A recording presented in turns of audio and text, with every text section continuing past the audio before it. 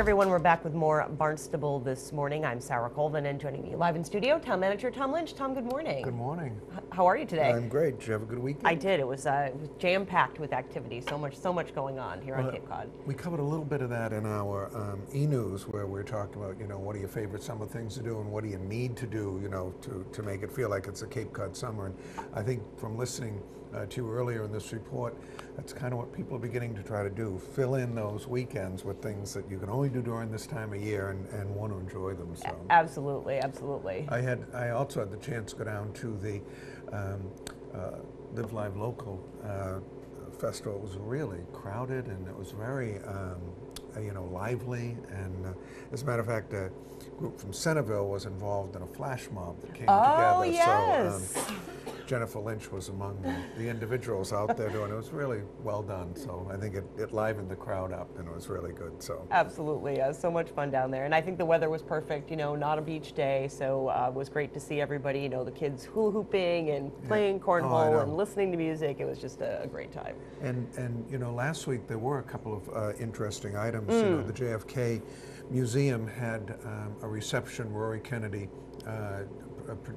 did a film on Vietnam that she talked about, but I heard that earlier at the reception on Wednesday, Ethel Kennedy and members of the family came over to see the exhibit, Jack and Bobby Brothers First. And I think the idea of seeing the widow of Robert Kennedy viewing that exhibit, which is really very professionally done and very moving, and listening to some of the youngsters say, "Oh, gee, there's me with Dad," or something. Seeing those kinds of moments was really, I think, very special for the museum, and it's why they're there, to try to capture those moments and keep that Kennedy legacy alive. So. Indeed, and it still is very much a part of our town as well, and in our region, is that Kennedy legacy. I think it's one of the most frequently asked questions. How do you get to the Kennedy compound? But the other thing was, that same evening there was a 50th anniversary birthday party for the Community Action Committee of Cape Cod and the Islands, and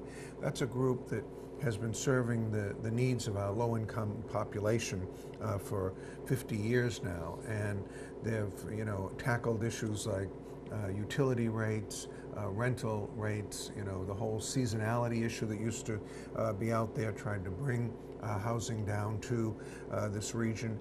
They've fallen on hard times with the way grants have been structured and whatever, but they've partnered with JTech. They're back together. They're working very hard to meet their mission, and it's really an organization that does good case management with low-income families to try to get them on that road to self-sufficiency. So absolutely, and certainly thinking about some of those serious issues. There were some meetings last week that you had and that the community had regarding some of those serious issues that our community is facing. Well, one was on the homeless situation, and in thinking about it over the weekend and stuff, and you look at there are many reasons why an individual, particularly a single individual in that hard-to-house population or service-resistant population, finds themselves homeless. It could be drug and alcohol abuse. It could be some other reason. But clearly there is a segment of that population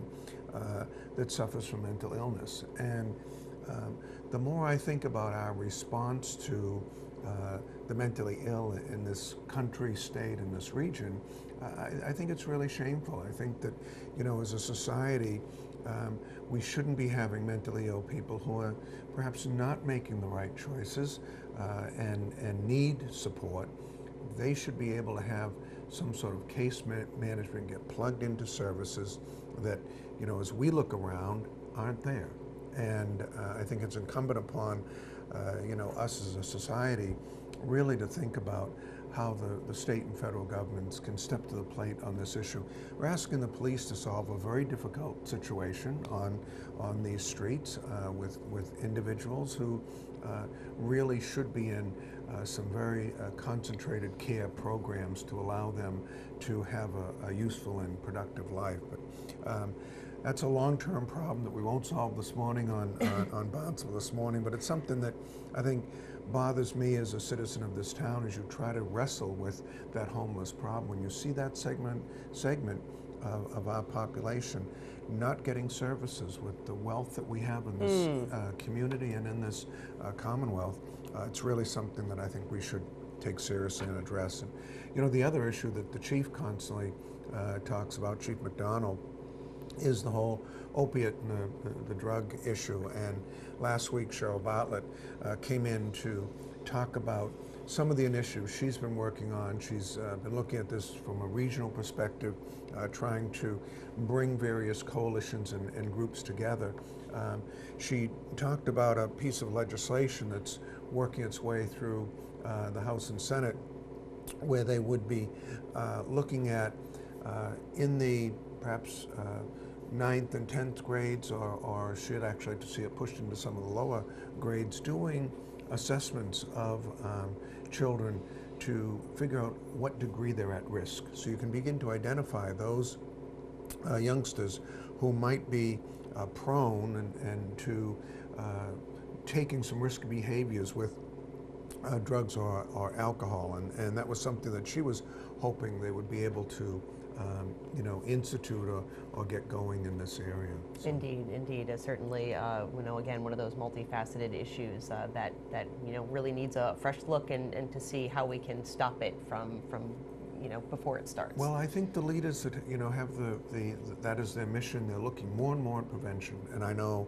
that members of the town council have been doing that, talking about prevention as a way to try to stem this long term. This is another issue that's been with us for, you know, many years, and it's something that we're going to need to have a sustained effort to correct. But I think we're on the right track when we're talking prevention, and we're looking to try to identify those children and those youth that might be prone to, you know, that sort of addictive, those sort of addictive behaviors.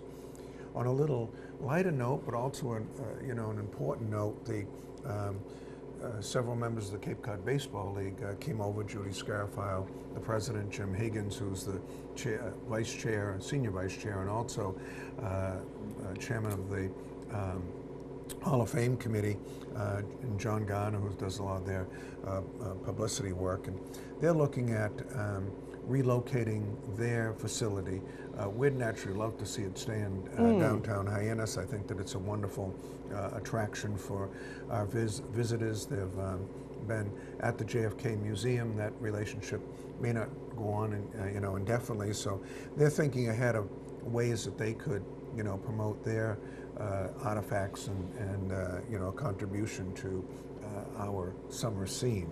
Barnstable, of course, has 2 teams, and they've done well over the years. So if we can help the Cape Cod Baseball League in any way, we'd like to. So. Absolutely. I'd love to see that Hall of Fame stay on Main Street. So last thing, wanted to talk a little bit about some things going on up in Well, Beacon Hill. you know, we're talking to the legislators about several items. There's a